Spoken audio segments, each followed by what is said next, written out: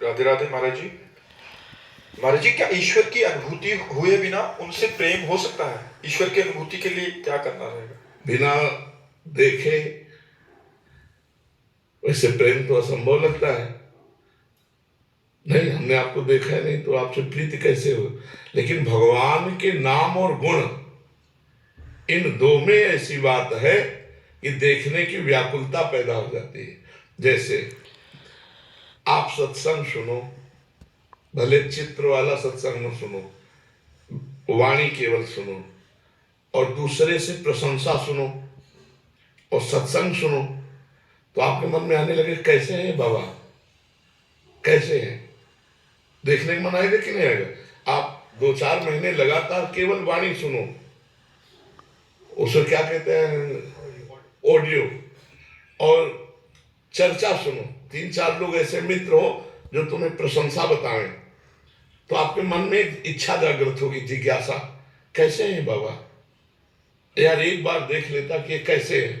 तो आपको फिर वीडियो दिखाए, जब वीडियो देखोगे तब एक बार लगेगा चल के सामने लाइव देखें। तो कैसे आना हुआ? सुन करके। सुन करके विभीषण जी कह रहे हैं, श्रवण सुजस सुने आयऊं, प्रभु भंजन भववीर, त्राहि त्राहि आरत्य हरण, शरण सुखद रघुवीर। भगवान की महिमा सुनकर, भगवान की लीला कथा सुनकर, भगवान का नाम जप करके उनसे प्रेम किया जाता है। फिर उनके देखने की लालसा जागृत होती है, तब रुदुस्वरम राजन कृष्ण दर्शन लालसा, फिर रोना प्रारंभ होता है, फिर भगवत अनुभूति हो जाती है, भगवत दर्शन हो जाते हैं। विशुद्ध प्रेम भगवान की चर्चा और नाम से हो जाएगा, विशुद्ध प्रेम। वैसे तो लौकिक सिद्धांत में बिना देखे प्रीति कैसे हो सकती है? हमने आपको देखा ही नहीं तो प्रीति कैसे हो जाएगी? लेकिन प्रीति का सिद्धांत जो भागवतिक है, वो भगवान की चर्चा सुनने से, भगवान का नाम जप करने से धीरे धीरे धीरे धीरे हृदय में व्याकुलता आ जाएगी कि वर्षों से जिनकी बात सुन रहा हूँ, जिनका नाम जप कर रहा हूँ, वो कैसे एक बार तो देखने को मिल जाए। तो फिर रोना आने लगता है। जब रोना आने लगता है तो उसी समय भगवान फिर भावना में झलकते हैं। अगर भक्त प्रगट चाहता है तो प्रगट दर्शन हो जाते हैं। पर निरंतर नाम, तैल धारावत अखंड, और भगवान की चर्चा सुनना। रत्नावती जी नाम की एक महान भक्ता हुई है, जयपुर में मानसिंह राजा थे, उनके भाई थे माधव सिंह, उनकी पत्नी थी। तो उनकी दासी वृंदावन के संतों से जुड़ी थी, और वो भगवत चर्चा में इतना आनंद ले चुकी थी कि प्रेम हो गया था बिहारी जी से। थोड़ी थोड़ी देर में कहते, हा कुंज बिहारी, हा कृष्ण, हा रास विलासी। तो रत्नावती जी की दासी थी, पैर दबाती थी। तो उनका, तू दासी मेरी और किसी पुरुष का नाम ले रही? मेरे यहां ऐसी दासियां नहीं है जो हमारी सेवा को छोड़कर किसी पुरुष की तरफ आंख उठाए। तो उनका, महारानी जी आप गलत मत समझिएगा, ये वृंदावन के ठाकुर जी का नाम है। वो नाम भी नहीं जानती थी, इतनी विलासिता में युक्त रानी थी। तो उनका, वृंदावन बिहारी भगवान, थोड़ी चर्चा करना।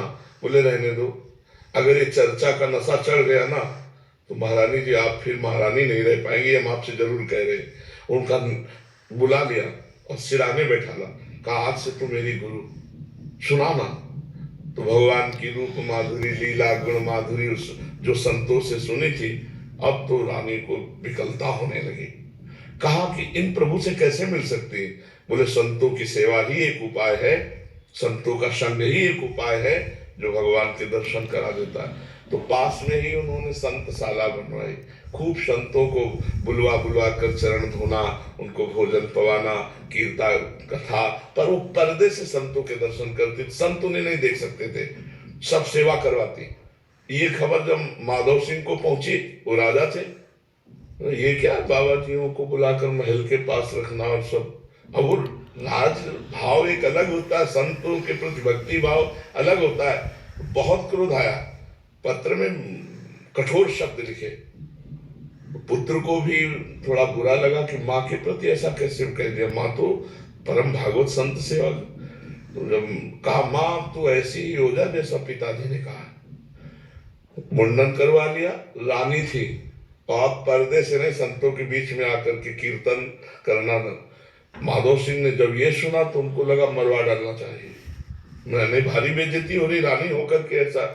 तो उन्होंने जंगल से एक सिंह पकड़वाया जाल में, और ठीक संतशाला के सामने जाल का पिंजरा ऊपर से बालकनी से रस्सी में बांध के खींच दिया कि वो रानी सामने ठाकुर जी की पूजा कर रही थी और दासी आरती सजा रही थी और संत जन कीर्तन कर रहे थे। दासी ने कहा महारानी सिंह सावधान सिंह, तो उन्होंने थाली पूजा की थी, ऐसे हुई देखा और उनका सिंह नहीं नरसिंह, और नजदीक गई और जैसे कोई गाय पूजेगा ऐसे जंगली सिंह का पूजन किया, आरती की और कहा भगवान बड़े कृपालु आप इस रूप में दर्शन दिए। वहां तो गाय की तरह खड़े रहे सिंह भगवान, फिर पीछे मुड़े, जो बालकनी में थे ना एक छलांग मारी और सुन सैकड़ों को मार करके भागे, एक भी तनिक डर नहीं लगा रत्नावती जी को। आखिरकार माधव सिंह को चरण छूना पड़ा अपनी पत्नी के। ये कथा का नशा देखो कैसा बना दिया। मथुरा की ब्राह्मण पत्नियां थी, कभी कोई और साधना नहीं, केवल यहाँ वृंदावन की मालिनी जाती तो आज श्री कृष्ण ने ये पोशाक पहन रखी थी, आज श्री कृष्ण ने बकासुर को मारा, आज अघासुर को मारा। कथा सुन सुनकर उनके मन में आई कि एक बार मैं देख पाऊं श्री कृष्ण को। तो भगवान उनकी इच्छा पूर्ण करने के लिए एक दिन सखाओं से कहा आज भोजन नहीं ले चलेंगे, आज जल्दी सुबह चलेंगे। तो आज्ञा का पालन होता था, सखा सब गाय लेकर और भगवान मथुरा की तरफ है।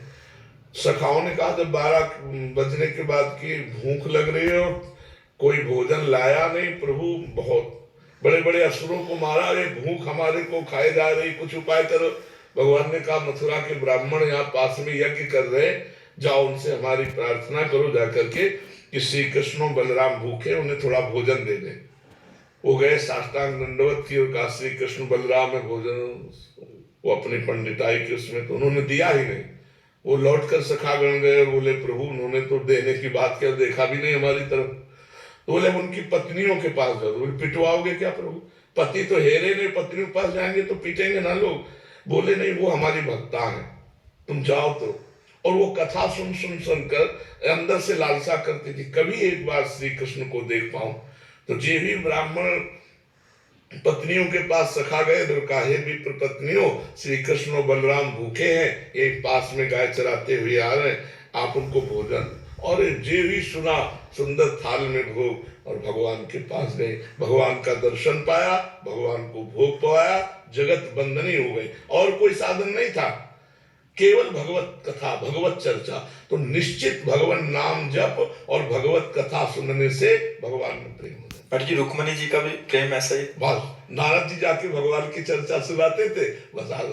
हाँ अब वो चूंकि तो भगवान की प्रिया है, अवतार है, हम ऐसे जो विषय में आसक्त केवल कथा सुन करके प्रेमी बन गए। भगवान की चर्चा, भगवान का नाम जप ये निश्चित भगवत प्रेम प्रदान कर देता है।